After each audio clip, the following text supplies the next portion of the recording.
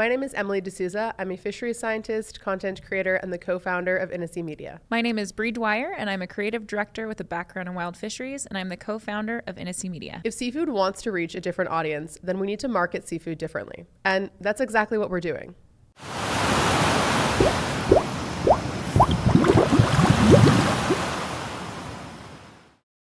The documentary that shall not be named. Documentary is a generous word. Movie? I like to call where we're at right now in seafood, recognizing that, especially here in the United States, that consumption of seafood is down. Mm-hmm. You know, there's a lot of reports from Seafood Source, Intrafish, that are putting out kind of dismal numbers. Mm-hmm. I want to talk about the Seaspiracy Effect. Mm-hmm. And Emily, you had some popular content around Seaspiracy, so why don't you go? Yeah, that was a time. I mean, I have a little bit of a love-hate relationship with that film because with that film, because obviously, you know, I think generally its impact was quite negative, but it did put me on the map in a way because I did a lot of fact checking. I did a lot of work, including work with Ray Hilborn at the University of Washington to do a lot of rebuttals to fact check the information in that film that wasn't entirely accurate. And I remember when which was a lot. Yeah, which was a lot. And it was a lot of work to fact check all of that. But I remember when I saw like the trailer for Seaspiracy, or when I first got wind of it, I was excited. Oh yeah, me too. I was like, whoa, a film about fishing? Exactly. Like that doesn't really exist in, I think, certain formats. Okay. And I think this was a real opportunity. And I saw this and I was excited because I thought this is an opportunity to actually tell stories of people who work on the water, tell stories of where our seafood's actually coming from, connect people with seafood. The reality is for a lot of people, the ocean's out of sight, out of mind. And so this was like a great opportunity to show people what was really going on. Obviously, that didn't really happen. And there were a lot of ulterior motives and hidden agendas and some following the money trail back to plant-based meats. Exactly. And, you know, some shady journalism ethics and whatnot. And it was really unfortunate because, again, I think it was just a missed opportunity. And we can acknowledge the shortcomings. We can acknowledge when things are not going well. But I think that film really just disparaged the industry as a whole, saying it's all unsustainable. It's all bad. Just don't eat seafood. It's not fair. However, it's also not realistic. It's not realistic, but I can see from a North American perspective, like consumer's perspective, if you watch that, you're like, yeah, actually, I don't have time to figure out if this is accurate. Like, you're like, oh shit, I watched this documentary. This guy's saying all seafood's bad. I'm just not going to eat it. And if it's not part of your diet already, and we already know for most North Americans, it's not a major part of their diet. And so I think a lot of people they watched that, they took it for what it was, and they provided an easy solution.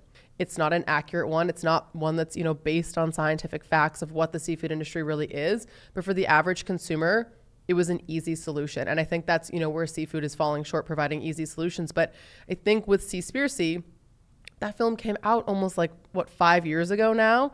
And I still get asked about it on social media. People still quote like parts of that movie on my content because it's stuck in their brain, because while it wasn't accurate, they did a good job of telling a story. We underestimated the impact of that storytelling. We absolutely did. I remember being like, this is going to cause problems long term. I feel like it is. And I talked with a lot of people in the seafood industry about this, and they were all kind of like, meh, it'll pass. Mm-hmm. Got swept under the rug. Let's let this have run its course, and then we'll move on. It had a lasting effect on seafood consumption domestically. That was one of our first mistakes, was thinking that this wasn't going to be a big deal. And then also being so reactive to it. The industry has very reactive communications rather than proactive. And this is what we as a company are trying to solve for, is how do we be more proactive in our positive communications rather than reactive to the negative communication. This is going to be a huge mindset and mentality shift for the industry, because it's not something that we have traditionally been very good at. No. But it's something that in order to move forward, we have to do. It's not a choice anymore. It's something that we have to do this. That was the other problem with Seaspiracy, was there wasn't even anywhere for people to go necessarily to find other information. Or it was way too confusing. Like it's too fragmented. You have all these different organizations and companies putting out statements to Seaspiracy, but they're all different and they all say different things. And is this organization reputable? Can I trust this one? What about this one? And there wasn't like one united voice from the seafood industry that was like, hey, actually this isn't accurate and here is where the true information is.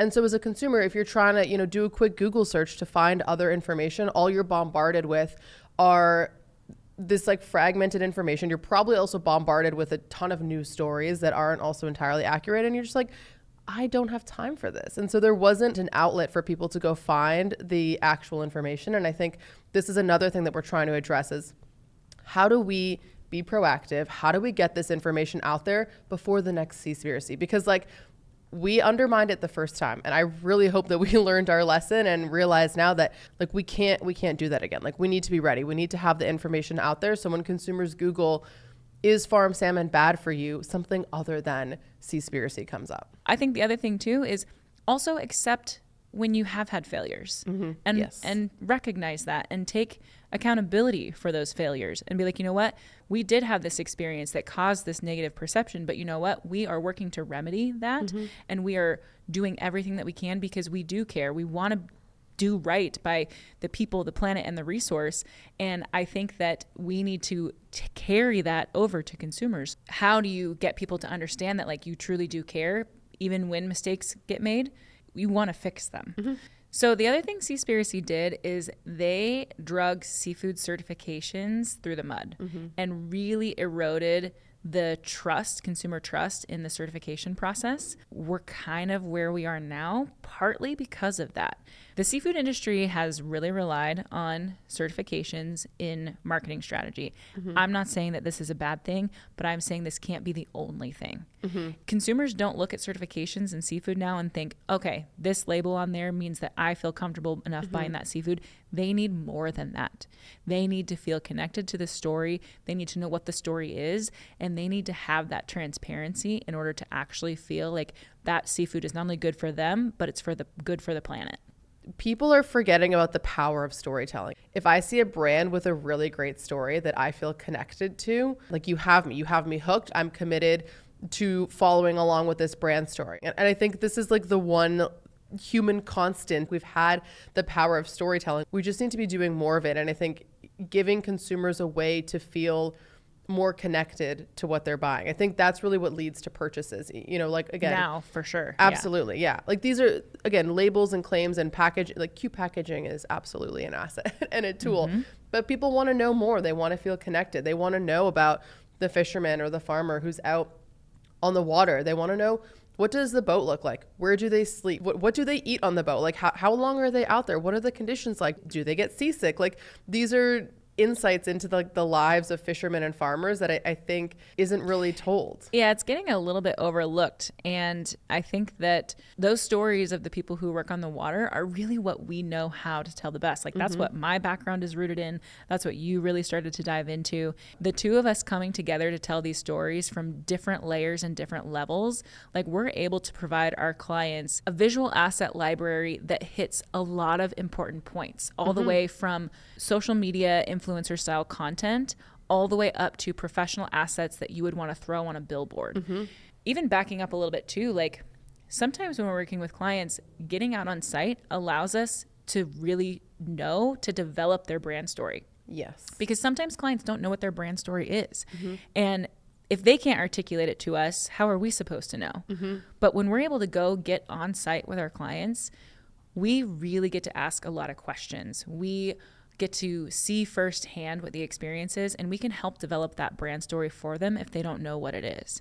And being on location is so valuable for that, because we then, not only can we do that for our clients, but we have the opportunity to leverage that on our own platforms. We just amplify this message further. So we're not just helping you tell your story, but we're also amplifying it at the same time.